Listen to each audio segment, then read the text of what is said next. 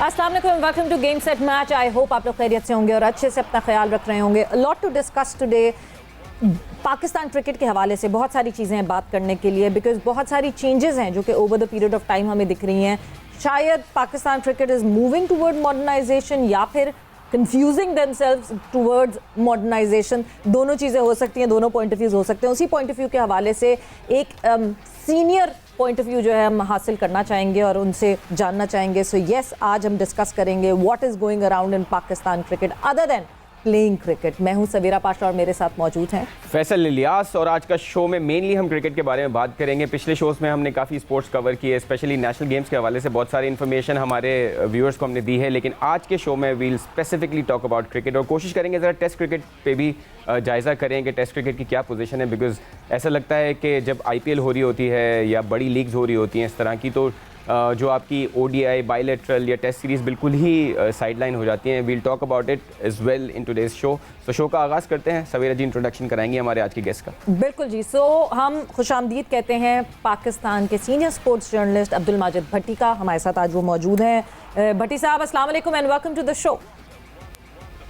जी वालेकुम अस्सलाम। अस्सलाम वालेकुम भट्टी साहब। जी वालेकुम सलाम फैसल साहब।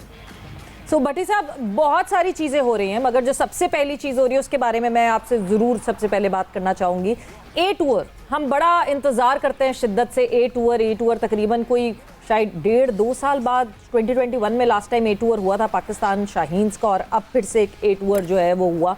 आपको पॉइंट ऑफ व्यू समझ आ रहा है कि हम इस ए टूर से हासिल क्या करना चाह रहे थे? देखिए सवेरा, ए टूर का होना कोई बुरी बात नहीं है। जो हमारे अपकमिंग यंगस्टर्स हैं, जिस तरह मोहम्मद हुरैरा का हमने बहुत नाम सुना हुआ था, यहाँ उनको मौका मिला।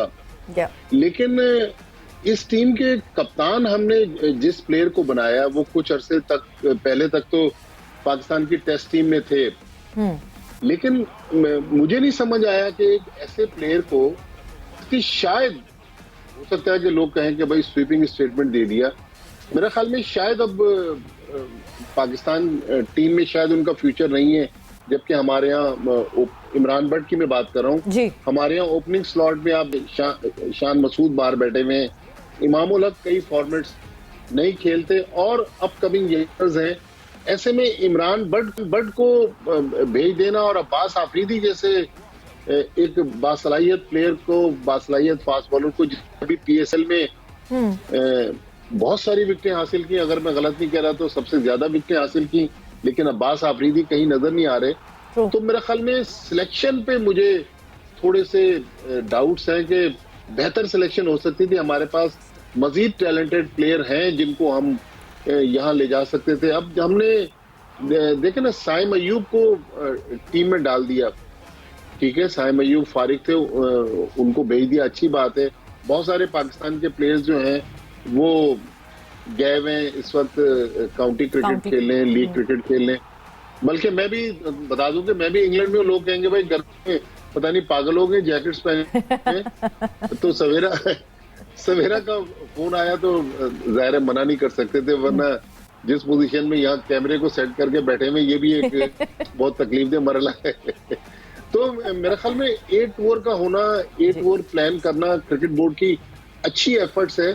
लेकिन मेरे ख्याल हम जिम्बाब्वे, बांग्लादेश, श्रीलंका से आगे जाके अगर ऑस्ट्रेलिया चले जाएं, इंग्लैंड चले जाएं, साउथ अफ्रीका चले जाएं, तो वो बेहतर हमारे लिए ऑप्शन है। लेकिन यहाँ पर जिस तरह की सिलेक्शन हुई है, मुझे फौरी तौर पे इमरान भट्ट का नाम आ गया, अब्बास आफरीदी का नाम जहन में आ गया, और हमारे बेहतर प्लेयर्स थे। मुझे याद है मिड 80s में आरिफ अली खान अब्बासी जब PCB के चेयरमैन थे, पाकिस्तान की एक अंडर 19 या A टीम इंग्लैंड गई थी, उसमें माजिद खान को एज ए मेंटोर, आजकल तो मेंटोर की इस्तेलाह यूज हुई, उस जमाने में शायद कोई और नाम था, माजिद खान को पाकिस्तान के जूनियर प्लेयर्स के साथ भेजा गया। आज भी प्लेयर्स माजिद खान की बहुत सारी कहानियां बताते हैं कि वो किस तरह लड़कों को ग्रूम करते थे। क्रिकेटिंग साइड तो चले आपके कोचेज मौजूद हैं, लेकिन ऑफ द फील्ड लड़कों को किस तरह बिहेव करना चाहिए। हमारे प्लेयर्स बाजों का कंट्रोवर्सीज में इन्वॉल्व हो जाते हैं। ज़ाहिर है माजिद खान तो शायद इस वक्त ना आना चाहें और उनकी एक अपनी मसरूफियत है। मेरे ख्याल में प्लेयर लाइक मिसबाह उल हक, हालांकि मिसबाह उल हक पे भी पीसीबी को शायद सवाल होंगे, भाई रिसेंटली तो हटाया है, जी जूनियर टीम के साथ जाएंगे या नहीं जाएंगे। इस तरह का कोई प्लेयर जाए जो उन्हें ये भी बताए कि भाई क्रिकेट आपको किस तरह बिहेव करना है क्रिकेट में। माजिद साहब, आपको लगता है कि जैसे आपने कहा कि प्लेयर्स हैं आपके शाहीन टीम में और उसमें कुछ बड़े नाम भी हैं, अगर आप साइम अयूब की बात करें, आप शाहनवाज दानी की बात करें, आप हुसैन तलत की बात करें, ये वो प्लेयर्स हैं जो फ्यूचर के हिसाब से आपको लगता है कि they can do much better for Pakistan cricket. तो आपको लगता है कि उस तरह की परफॉर्मेंसेस इन प्लेयर्स से नहीं है, हालांकि यहाँ पे कम प्रेशर था और अच्छी परफॉर्मेंसेस होनी चाहिए थी, ज़रा सी रिस्पॉन्सिबिलिटी और लेनी चाहिए थी इन प्लेयर्स को? अच्छा, असल कुछ अर्से पहले जब इंजमाम उल हक पाकिस्तान के चीफ सिलेक्टर थे, वो कहा करते थे कि हम नेशनल वनडे टूर्नामेंट या नेशनल T20 टूर्नामेंट एक ही ग्राउंड आकर एक ही ग्राउंड पर खत्म कर देते हैं। तो मेरा ख्याल अब देखिए डिफरेंट कंडीशंस में डिफरेंट पिचेस पर टीम लाइक जिम्बाब्वे की भी मेन टीम नहीं है, ये उनकी भी ए टीम है, लेकिन आप देखें कि हमारे प्लेयर्स वहां पर कर रहे हैं। तो अब पीसीबी को ये भी सोचना चाहिए कि भाई एक ग्राउंड पर पूरा टूर्नामेंट करवा देना या एक शहर में पूरा टूर्नामेंट करवा देना हल नहीं है। मेरे ख्याल में हमारी क्रिकेट, हमारे पास बहुत सारे ग्राउंड्स हैं, बहुत सारी डिफरेंट पिचेस हैं। डिफरेंट पिचेस पर जब तक हम इन प्लेयर्स को खिलाएंगे नहीं, लेकिन जितनी बड़ी हमने टीम भेजी है उतने अच्छे हमें रिजल्ट एटलीस्ट इस वाइट बॉल फॉर्मेट में तो नजर नहीं आ रहे। बिल्कुल, और मतलब आप बिल्कुल सही कह रहे हैं कि हमारी डोमेस्टिक क्रिकेट जो है वो इससे एक्सपोज हो रही है, हम जब बेंच की बात करते हैं। मगर फिर बेंच की बात मैं आपसे फिर भट्टी साहब वही सवाल पूछूंगी जिस तरह इमरान भट्ट की आपने बात की। मतलब मैं अगर ये टीम देखती हूँ तो मुझे ये नहीं समझ आता कि क्या हम जो पुराने प्लेयर्स जिनको पार्शियली डिस्कार्ड कर दिया था उनको वापस लाने के लिए ये A टूर कर रहे हैं या अपने यंग प्लेयर्स को खिला के उनको एक्सपोजर दे रहे हैं। मतलब अगर मैं प्लान में इस वक्त देखूं, मुझे फैसल अकरम नहीं दिखते, शायद वो होने चाहिए थे। इतनी मुश्किल से कासिम को मौका मिला खेलने का इस सीरीज़ में, वरना वो फर्स्ट प्रेफरेंस नहीं थे। जिस तरह उमैर बिन यूसुफ को मौका नहीं मिल रहा था खेलने का, अब जाके जो है फिर उनको मौका मिला लेटर डाउन दी सीरीज़। सो एक जो कहते हैं ना आइडियोलॉजी क्या है इस टूर की कि हमने अगर ये जो 6 ODI खेलने हैं इससे हम क्या हासिल कर लेंगे, वो क्लैरिटी नहीं दिखती पाकिस्तान क्रिकेट बोर्ड के इस प्लान में। देखिए प्लान तो बिल्कुल उनका क्लियर है कि हमारा जो फ्यूचर टैलेंट है, जिनको पाकिस्तान टीम की तरफ से चांस नहीं मिल सकता, उनको यहाँ पर मौका दे। लेकिन हाल में बेहतर सिलेक्शन हो सकती थी, बेहतर प्लेयर सिलेक्ट हो सकते थे। विद ऑल ड्यू रिस्पेक्ट, मैं कोई हारून रशीद या जो उनकी सिलेक्शन कमेटी थी जिसने ये टीम मुंतखब की, मैं उनकी नीयत पे शक नहीं करता, लेकिन शायद वो हमारे इस टैलेंट से नहीं थे जो डोमेस्टिक क्रिकेट में खेल रहे थे। शायद वो जो नए पाकिस्तान में हमने नया सेटअप लाकर 3-4 साल जिन प्लेयर को बनाने की कोशिश की, इनकी नजर में वो प्लेयर इस, लेकिन मेरे ख्याल में अगर बेहतर सिलेक्शन होती, कुछ मजीद अच्छे नाम, जैसे उमैर बिन यूसुफ का आपने बहुत अच्छा नाम लिया। उमैर का ताल्लुक कराची से अच्छे में है जी, लेकिन मेरे ख्याल में जिस तरह बाकी टीम सिलेक्शन की गई है वो मेरे ख्याल में मुनासिब नहीं थी।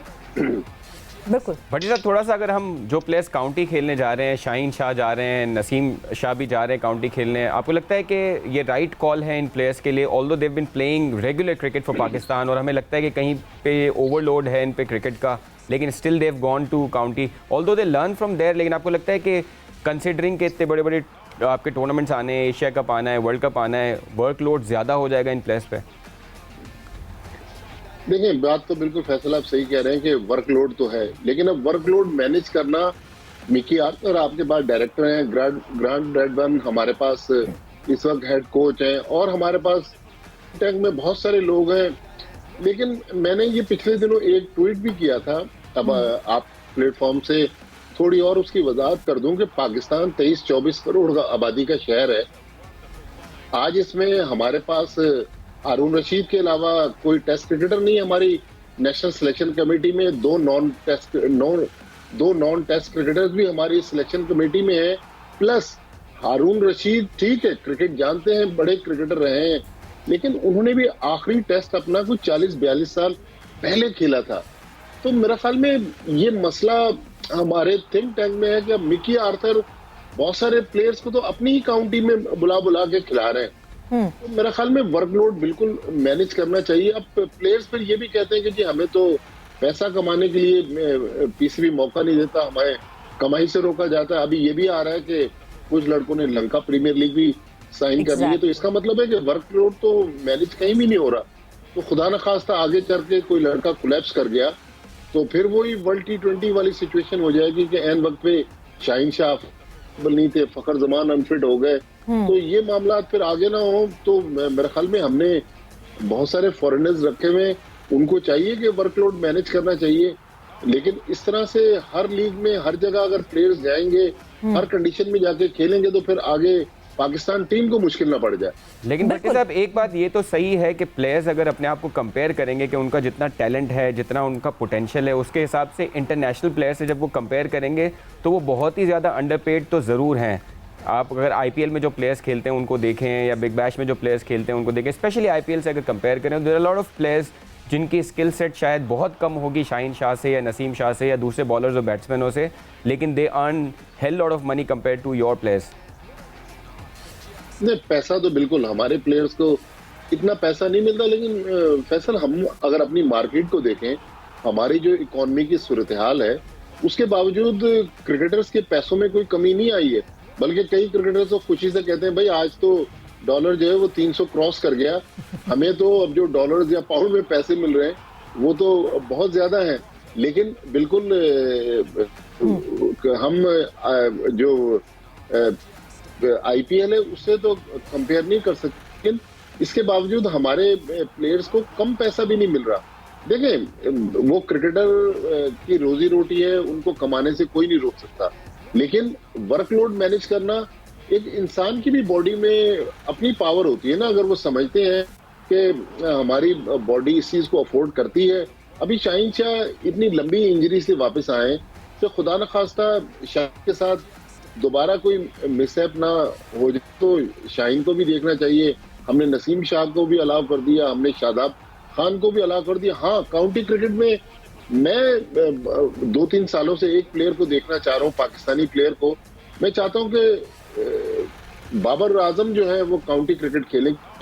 बाबर आजम की बैटिंग में थोड़ा सा जो हमारे यहाँ क्रिटिसिज्म होता है, अगर वो फॉरेन के साथ तो रहे, अगर एक आध उनको काउंटी का अच्छा कोच मिल जाए तो हो सकता है कि उनकी स्किल्स में मजीद बेहतरी आ जाए। No doubt still he is world number 1, but एक आध और कोच मिल जाए, इंग्लिश कंडीशन में उन्होंने परफॉर्म भी किया है, तो काउंटी क्रिकेट का तजर्बा बाबर आजम के लिए जरूरी है।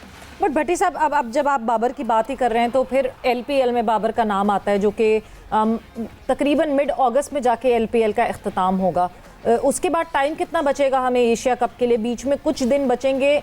अफगानिस्तान की सीरीज आपको लगता है कि जेपरडाइज हो रही है कहीं ना कहीं जेपरडी में, क्योंकि वो टाइमिंग नहीं बन रही है अब उसकी?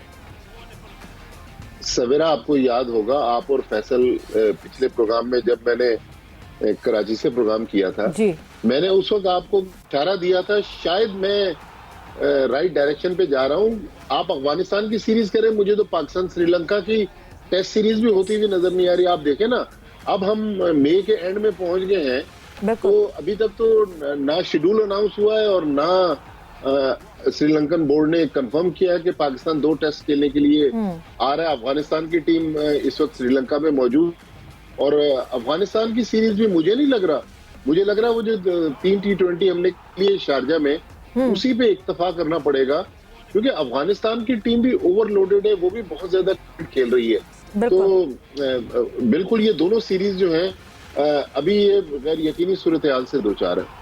बढ़िया, आपको लगता है क्योंकि हमने एशिया कप को कराने के लिए बहुत ज़्यादा पीसीबी का फोकस, स्पेशली हमारे चेयरमैन का फोकस बहुत ज़्यादा रहा कि एशिया कप का कोई मॉडल अलाइन हो जाए, उस चक्कर में भी हम ये जो आपकी और सीरीज़ होनी थी अफगानिस्तान के साथ या श्रीलंका के साथ, उस पर हम इतना फोकस नहीं कर सके या उन बोर्ड से इतना सही कोऑर्डिनेट नहीं कर सके। और जनरली हमें लगता है कि कम्युनिकेशन का तो इशू है पीसीबी का बिटवीन द बोर्ड्स और एशिया कप कमेटी के साथ भी, और इवन लोकल मीडिया को भी कोई कम्युनिकेशन इतनी क्लियर नहीं हो रही है किसी भी चीज़ को लेकर। देखिए, मुझे पीसीबी की इस पॉलिसी पे इख्तिलाफ भी है, और मैं अक्सर पीसीबी के जो जिम्मेदार, पहली बात तो हमसे बात ही कोई नहीं करता, अगर कर ले तो हम इजहार करते रहते हैं कि भाई आप इंडियन मीडिया से जरूर बात करें, लेकिन पाकिस्तानी मीडिया से भी तो बात करें ना। सेठी साहब पाकिस्तानी मीडिया के बहुत सारे चैनल्स पे आ रहे थे। आज हम देख रहे हैं कि इंडियन यूट्यूबर्स के साथ, इंडियन टीवी चैनल्स के साथ, फॉरेन अखबारात के साथ, फॉरेन वेबसाइट्स के साथ। तो ठीक है, आप इंटरनेशनली भी अपना पॉइंट ऑफ व्यू बताएं, लेकिन पाकिस्तानी मीडिया को भी तो सेठी साहब ने थोड़ा सा ऑन बोर्ड लेना है। लेकिन मेरे ख्याल में बहुत ज्यादा बयान की तो हमें बहुत अच्छी लग रही है कि हमारे चेयरमैन हेडलाइंस में है, लेकिन खुदा न खास्ता उनके ये एक ही प्लान उनका कामयाब होगा। उन्होंने बहुत सारे प्लान फ्लोट कर दिए, तो उनके प्लान अगर कहीं बैकआउट कर गए तो फिर ऐसा ना हो कि हम और आप मिलके एक और शो इसी पे कर रहे हो कि भाई सेठी साहब ने तो ये कहा था। और सबसे बढ़कर ये सेठी साहब ने जो कह दिया कि जी हम ऑस्ट्रेलिया के साथ, ऑस्ट्रेलिया में इंडिया के साथ टेस्ट सीरीज खेलेंगे। अरे भाई पहले उनसे पूछ लें कि वो आपसे खेलना चाहते हैं। उन्होंने तो कह दिया कि हम खेलना चाहते हैं। तो मेरे ख्याल में बयानबाजी जरूर दें। हाइब्रिड मॉडल, अल्लाह करे कि सिटी साहब का हाइब्रिड मॉडल कामयाब हो जाए, हम गलत साबित हो जाए। लेकिन बहुत सारे आइडियाज, कॉन्सेप्ट्स, बहुत सारे प्रपोजल मीडिया में फ्लोट कर देना वक्ती तौर पे तो अच्छा है, लेकिन आपको पता है कि ये मीडिया का दौर है। अगर एक भी आपका प्लान वो बैकफायर कर गया तो ये डिजिटल मीडिया का दौर है, फिर वो आपके क्लिप्स बार बार चलेंगे। भट्टी साहब, पर जहाँ जिसका रेफरेंस आप दे रहे हैं, जो हेरल्ड में जो उन्होंने इंटरव्यू दिया है, मुझे ये लगता है कभी कभार ना आपसे बेहतर कौन जानता होगा कि अखबार में जब हेडलाइन लगानी होती है तो किस तरह सवाल पूछा जाता है और उस जवाब को किस तरह ट्विस्ट किया जाता है। सो जो मतलब अगर मैं कहूँ कि पीसीबी से जो आवाज़ें आती हैं वो ये कहती हैं कि किस तरह उस स्टेटमेंट को कहा नहीं गया था जिस तरह हेरल्ड ने उस पर कैपिटलाइज किया उस स्टेटमेंट पे। खैर वो स्टेटमेंट तो जाहिर सी बात है हेरल्ड ने जो कैपिटलाइज करना था वो कर लिया और वो एक गलत तरीके से निकली। इसीलिए हम भी बार बार सेठी साहब को ये कह रहे हैं कि कम इंटरव्यूज़, कम बात होगी तो अलग अलग पॉइंट ऑफ व्यूज़ निकलना जो है वो ज़रा मुश्किल हो जाएगा। एक ही हम स्टांस पे रहेंगे, एक ही पॉइंट ऑफ व्यू पे रहेंगे। सो यस, मगर अपना नैरेटिव तो बिल्ड करना बहुत ज़रूरी है। जो अगर इंडिया की तरफ से खबरें आ रही थी कि जी 5 मुल्की सीरीज़ हो जाएगी, नहीं करवाएं एशिया कप, पाकिस्तान के बगैर हम कर लेंगे, तो शायद वहाँ अपना नैरेटिव बिल्ड करना बहुत ज़रूरी था। May be that was the reason कि सेठी साहब इंडियन जर्नलिस्ट को फिर इंग्लिश मीडिया में वहाँ बातें कर रहे थे। देखिए सवेरा, आपने जो शुरू में बात कही ना, बात दफा मीडिया को सवालात भी जाते हैं कि आप ये सवाल पूछ रहे हैं कि हम उसका जवाब देना जरूरी समझते हैं। हम ये करें कि आप ब्रिटिश मीडिया में नहीं जाएं, इंडियन मीडिया में न जाएं, लेकिन अपने मीडिया को भी तो इग्नोर ना करें ना। अपने मीडिया को भी तो बताएं। अपने बड़े जो हमारे हमारे अखबारात हैं, हमारे वेबसाइट्स हैं, या हमारे यूट्यूबर्स हैं, जिस तरह सवेरा आपका प्रोग्राम है या वहीद खान करते हैं और हमारे बहुत सारे दोस्त करते हैं, वहां भी जाके उनको भी एटलीस्ट ऑन बोर्ड लेने की तो कोशिश करें। अंडरस्टैंडेबल, बिल्कुल होना चाहिए। इस वक्त लग रहा है कि भाई पाकिस्तानी मीडिया की कोई अहमियत नहीं है। और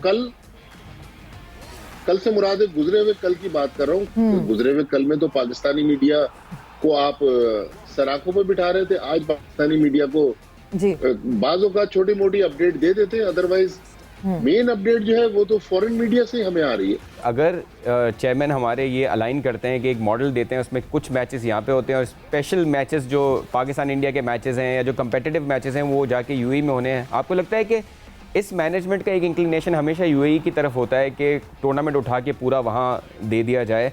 वरना अगर आप उसको फाइनेंशियली देखें तो फिर तो ये मॉडल, ये टूर्नामेंट पूरा अगर श्रीलंका में भी होता तो it doesn't make a huge difference, because UAE में भी पाकिस्तान इंडिया के मैचेस के अलावा बहुत सारी ऑडियंस तो आपने नहीं आनी है। तो बहुत कम तमाशाई फैसल आते हैं और हमने तो बहुत सारे मैचेस एक साथ कवर किए हुए। वहां भी लोग पाकिस्तान इंडिया मैच पर आ जाएंगे, लेकिन दूसरे मैचेस पर लोग नहीं आते। लेकिन अब असल सवाल फैसल जो आप बात कर रहे हैं, उससे जो असल सवाल है कि सेठी साहब ने एक और बात कही थी कि अगर इंडिया पाकिस्तान नहीं आएगा तो हम भी वर्ल्ड कप पे इंडिया नहीं जाएंगे। तो अगला सवाल अब यही है कि चलें, आपने 4 मैचेस करा दिए, हाइब्रिड मॉडल के तहत श्रीलंका में खेल लें या यूएई में खेल लें, क्या वर्ल्ड कप के मैचेस आपको करवाने की इजाजत देगा इंडिया? मेरा नहीं ख्याल, बल्कि मैं तो ये सुन रहा हूं कि जय शाह है, आपको पता है कि जय शाह जो इंटीरियर मिनिस्टर है, अमित शाह उनके बेटे हैं, और वो बीजेपी पॉलिसीज की लाइन को टो करते हैं कि जब से वो आए आईपीएल के सारे फाइनल अहमदाबाद में हो रहे हैं, जो नरेंद्र मोदी साहब का शहर है।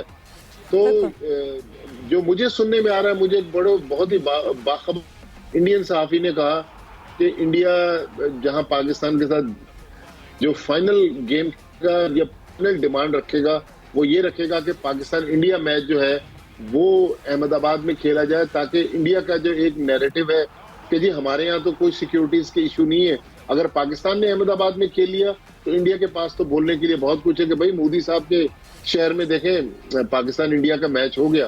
तो इस तरह की कहानियां गर्दिश में है, लेकिन कैच 22 सिचुएशन है।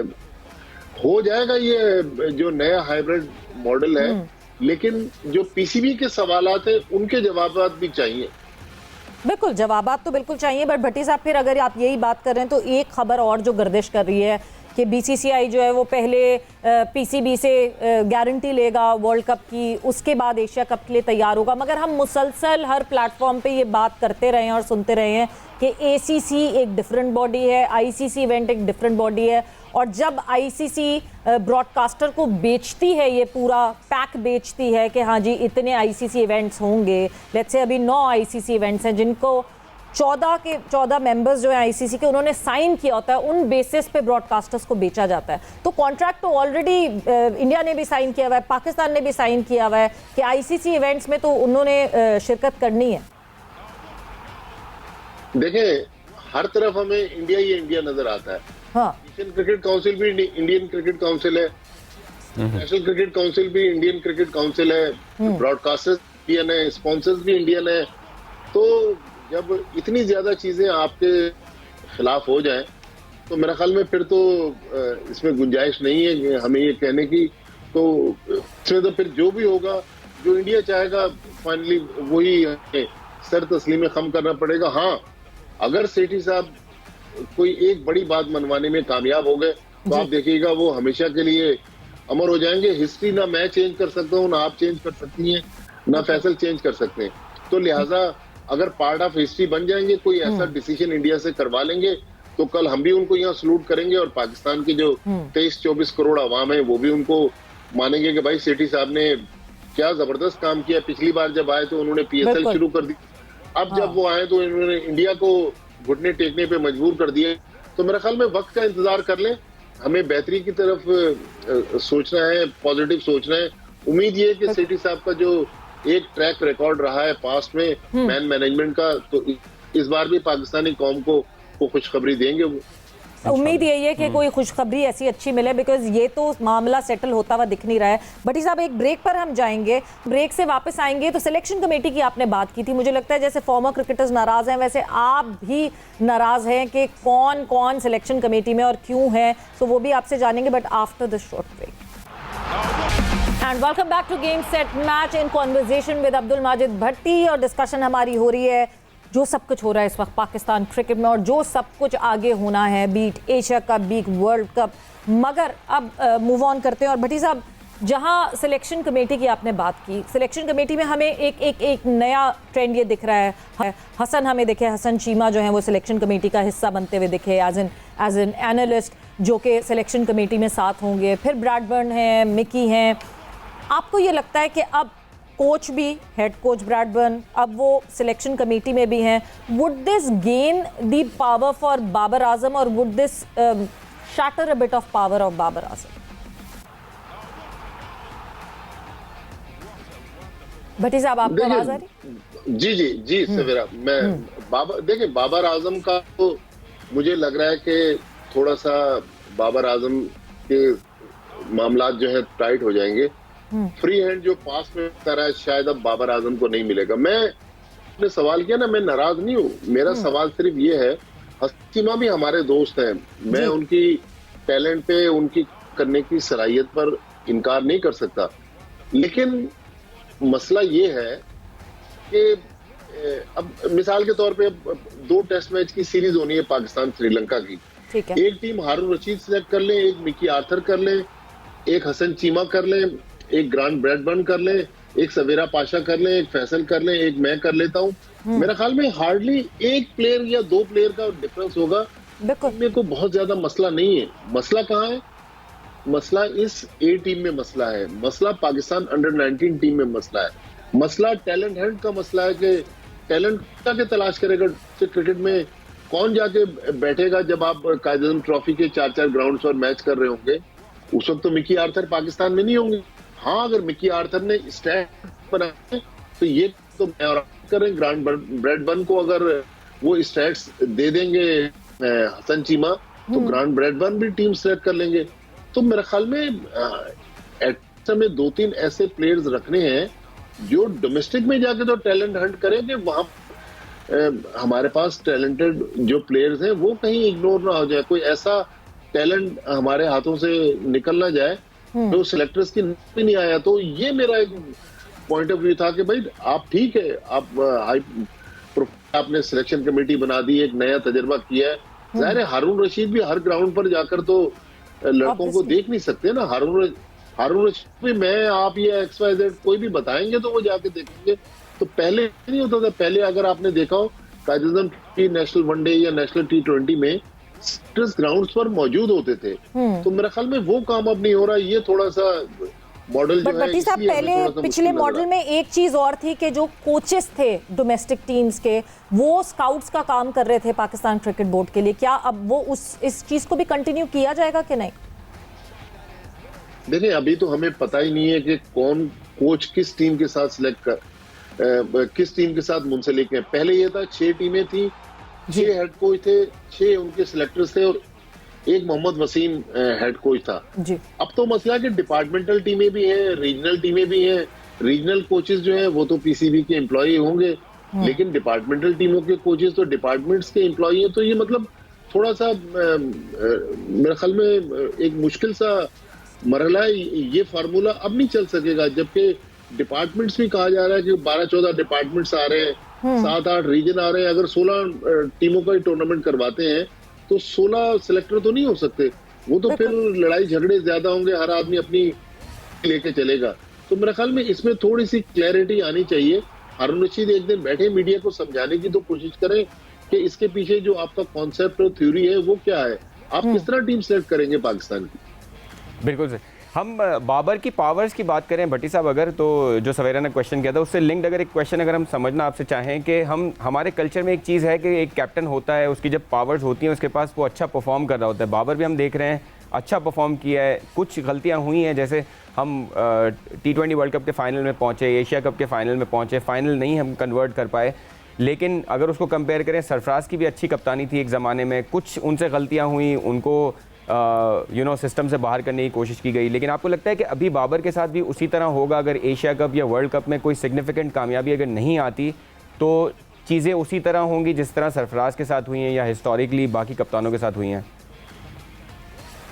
फैसल, सरफराज के केस में तो एक बहुत ही हिस्ट्री की हम थोड़ी देर पहले बात करें ना, अब तो ये हिस्ट्री का हिस्सा बन गया कि उस वक्त के जो प्राइम मिनिस्टर थे और फॉर्मर पाकिस्तान कैप्टन थे इमरान खान, उन्होंने तो खुद एक इंटरव्यू में इस चीज का एतराफ किया है कि मैंने एहसान मानी को कहा था कि सरफराज अहमद को कप्तानी से हटाएं। तो मेरे ख्याल में ये तो एक पाकिस्तान की तारीख में भी एक यूनिक चीज थी। बल्कि एक और इसमें मैं इजाफा कर दूं कि अजहर अली भी वो बदकिस्मत कप्तान थे कि जब पाकिस्तान की टीम से साउथहैम्पटन के लिए ट्रेवल कर रही थी तो PCB के एक अफसर थे जो टीम के साथ थे, उनको सेल फोन पे कॉल आई PCB के एक और अफसर की कि भाई प्राइम मिनिस्टर ने कहा है कि अजहर अली को भी टेस्ट की कप्तानी से हटा दें। तो उन्होंने कहा कि नहीं भाई, इस वक्त चूंकि टेस्ट मैच होने वाला है, ये गालिबन जो कोविड में इंग्लैंड में सीरीज हुई थी जी। ये उस सीरीज की बात है। तो उस वक्त वो नहीं हुआ, फाइनली अजहर अली भी कप्तानी से हाथ धो बैठे। लेकिन बाबर आजम जितने बड़े प्लेयर हैं, हमें बाबर आजम को सिर्फ इसलिए नहीं खराब करना है कि बाबर आजम कप्तानी अच्छी नहीं कर रहे। हाँ, उनकी कप्तानी में अगर खामियां हैं, अगर वो पर गलतियां कर रहे हैं, तो इतने बड़े बड़े फॉरेनर्स अब हमने बिठा दिए हैं, तो वो बाबर के साथ बैठे उनको बताएं कि भाई ये सिलेक्शन ठीक है, ये सिलेक्शन गलत है। लिहाजा मेरे ख्याल में बाबर को देने की जरूरत है। अगर बाबर का कॉन्फिडेंस खराब हो गया तो पाकिस्तान टीम का कॉन्फिडेंस खराब हो गया। अगर पाकिस्तान बाबर आजम गिर गए तो आप देखिएगा पाकिस्तान टीम गिर जाएगी। आप नहीं, no doubt इस पाकिस्तान टीम को देख लेंगे कि बहुत सारी जगहों पर जहां ये टीम गिरी है या टीम फंसी हुई है, बाबर आजम ने अपनी गलतियों के बावजूद परफॉर्मेंस तो उनकी है, ठीक है। No doubt. बाबर आजम और उनके वालिद हमसे भी नाराज रहते हैं, लेकिन हम तो देखें सच बोलते हैं। हाँ। अगर कोई हमें बात गलत महसूस होती है तो उसकी निशानदेही करते, लेकिन हम एजेंडा बेस बात नहीं करते कि बाबर आजम को कप्तानी से हटा दे। तो मेरे ख्याल में बाबर आजम को जितना पीसीबी कॉन्फिडेंस देगा, वो चूंकि बड़े प्लेयर है, वो पाकिस्तान की टीम के लड़कों के साथ भी उनके अच्छे रिलेशन है, तो वो पाकिस्तान की एक अच्छी टीम खड़ी कर चुके हैं और इस टीम को मजीद ऊपर लेके जाने के लिए बाबर आजम को इस वक्त कप्तानी में रहना बहुत जरूरी है। नहीं, और वाकई ये इसमें कोई दो राय नहीं है कि Babar Azam is the backbone of team Pakistan. जब वो खड़े होते हैं तो टीम कुछ करके दिखाती है। और फॉर्मेट वाइज हो सकता है, डिवाइस हो सकता है, मतलब ओडीआई फॉर्मेट की बात करूं तो बाबर आजम की कप्तानी भी ओडीआई में बेहतर लगती है कंपैरेटिवली दूसरे फॉर्मेट्स में, या टेस्ट में भी बेहतर लगती है। टी20 में एक थोड़ी सी रिजर्वेशन है कि वो क्विक डिसीजंस नहीं होते। उसके लिए हमने इतनी भारी भरकम अब कोचिंग स्टाफ रखा हुआ है। वो कोचिंग स्टाफ जैसे एंडी फ्लावर मुल्तान सुल्तान में रिजवान को हेल्प आउट करते हैं बाहर से, वैसे बाबर को ये लोग हेल्प आउट कर सकते हैं। बट भट्टी साहब, वक्त का मुकाबला सख्त एक बहुत ज़रूरी और मैंने बात करनी है, और आप क्योंकि यूके में मौजूद है तो ज़रा पता करें इस बारे में। वर्ल्ड टेस्ट चैंपियनशिप का फाइनल होने वाला है 7 जून को, और पॉन्टिंग ने अचानक से एक खबर निकाली। और पॉन्टिंग जो है वो कहते हैं, ऑब्वियसली रिकी पॉन्टिंग एक छोटा नाम नहीं, बट उनका कहना था कि कोकोबुरा इस्तेमाल होगी इस दफ़ा, जो है ड्यूक नहीं इस्तेमाल होगी during the World Test Championship final. मगर बीसीसीआई की सोर्सेज ये कहती हैं कि उनको इस बात की कोई खबर नहीं है। आपको कोई खबर है भट्टी साहब इसके हवाले से? अच्छा सवेरा, में पिछले दिनों ओवल के करीब से, बल्कि ओवल बराबर में जो रोड गुजरता है वहां से गुजरा, तो मैंने देखा कि अंदर अच्छी खासी एक्टिविटीज हो रही थी। मैंने समझा को काउंटी का मैच है, फिर मुझे ख्याल आया कि नहीं, यहाँ वर्ल्ड टेस्ट चैंपियनशिप का फाइनल होना है। देखिए, इस बारे में बेहतर जवाब तो दे सकता है जो वर्ल्ड टेस्ट चैंपियनशिप होस्ट कर रहा है, लेकिन क्योंकि आईसीसी के आप ओवरऑल वर्ल्ड वाइड टूर्नामेंट्स देख लें तो उसमें तो कोकोबरा बॉल यूज होती है। ड्यूक की बॉल इंग्लैंड में उस वक्त यूज होती है जब इंग्लैंड अपनी होम सीरीज खेल रहा होता है।